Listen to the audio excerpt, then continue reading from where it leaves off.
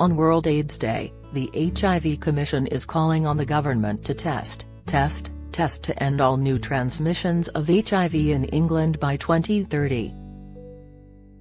A star-studded ensemble including Elton John, Russell T Davies and the cast of Channel 4 drama It's a Sin have backed a campaign by the HIV Commission, which calls on the government to fund the fight to end all new cases of HIV in England by 2030.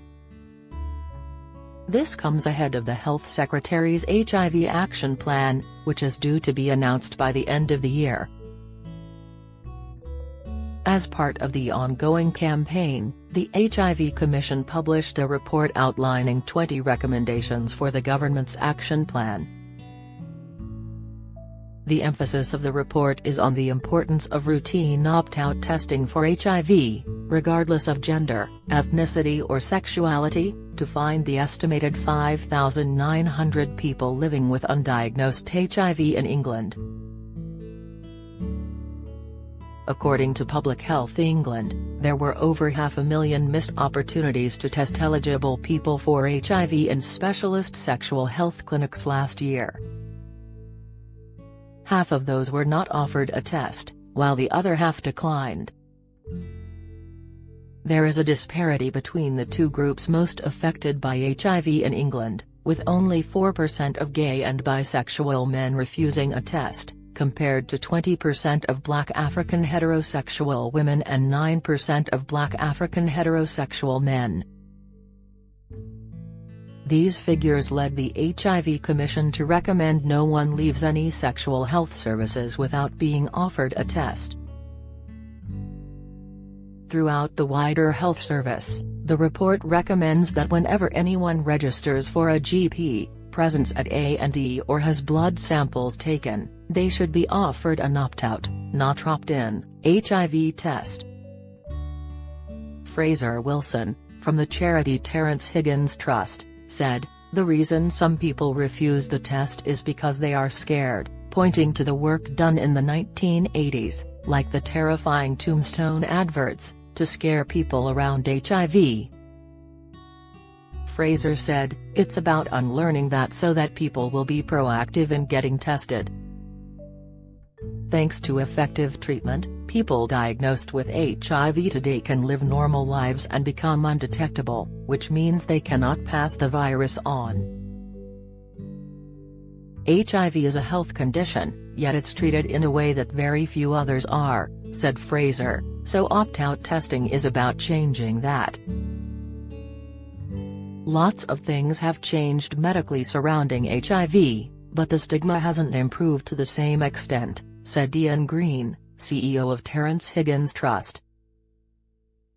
But opt-out testing reframes that, said Fraser, because everyone is getting tested, you don't feel like you're being stigmatized or judged because of your ethnicity or your sexuality.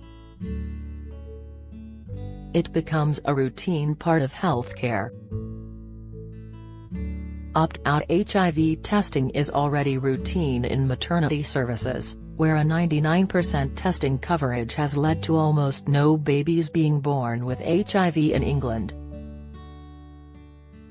Sir Elton John, longtime HIV campaigner, said, "One thing we've learned this year is the importance of testing, and testing for HIV is at the core of ending new cases of HIV in England. It's so important for everyone to know their HIV status to protect themselves and others." The HIV Commission was established by leading charities Terence Higgins Trust, National AIDS Trust and Elton John AIDS Foundation, following the Health Secretary's pledge in January 2019 to end all new cases of HIV in England by 2030. It helps ensure consistent progress is made every year between now and the 2030 target. The Commission is calling for their recommendations to inform the government's HIV action plan, so that sufficient resources and funding is allocated to drastically scale up HIV testing across England's healthcare systems. Anita was diagnosed with HIV 4 years after she believes she caught the virus. While at university in the late 90s, Anita experienced a short flu-like illness most people experience soon after contracting HIV. The university health department said I had glandular fever, which is a common presentation of seroconversion symptoms. As a heterosexual female, Anita was regarded as low risk for HIV, but this would have been challenged by opt-out testing. Thinking in terms of who is and isn't at risk can be dangerously excluding and stigmatizing, said Anita. It's a virus that is looking for opportunity. In 2000, Anita felt fatigued and had a persistent cough while running a theatre project. 3 different GPs told her she would be fine after taking paracetamol, yet by the last show, she was coughing into a pillow backstage. Anita was taken to A&E and transferred to a chest ward with suspected pneumonia a few days later. She continued to decline after being given antibiotics. I was spiking fevers, I was catastrophically thin and I wasn't eating. Eventually somebody suggested I take a HIV test and my reaction was, well, I'm married.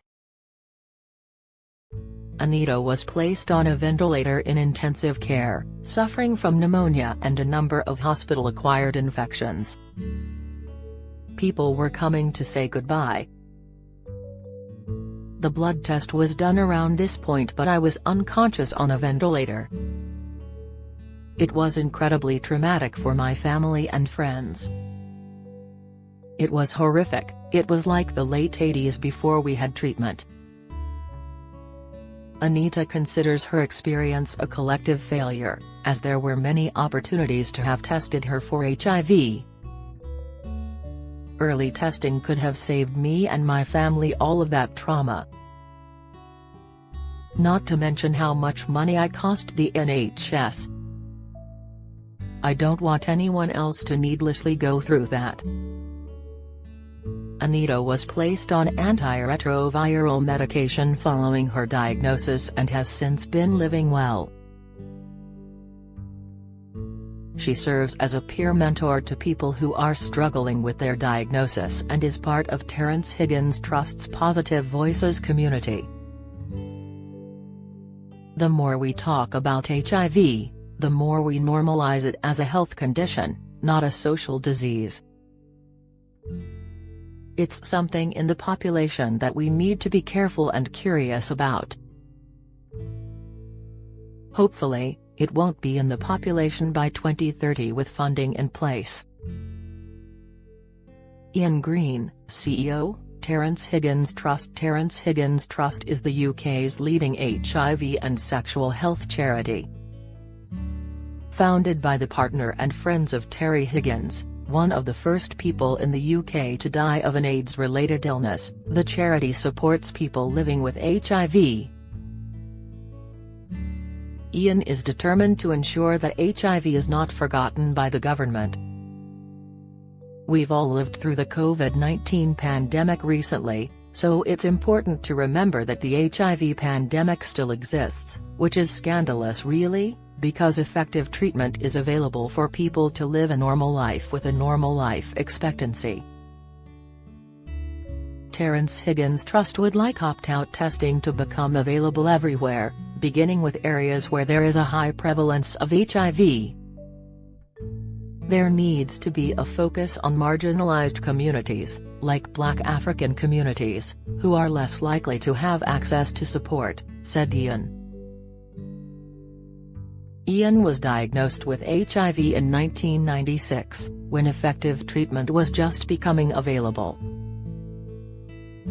I was very lucky to be put on a trial for new medication just after I was diagnosed, said Ian. Back then, treatments were designed to prolong life and they had awful side effects, so it's incredible that things have changed so significantly.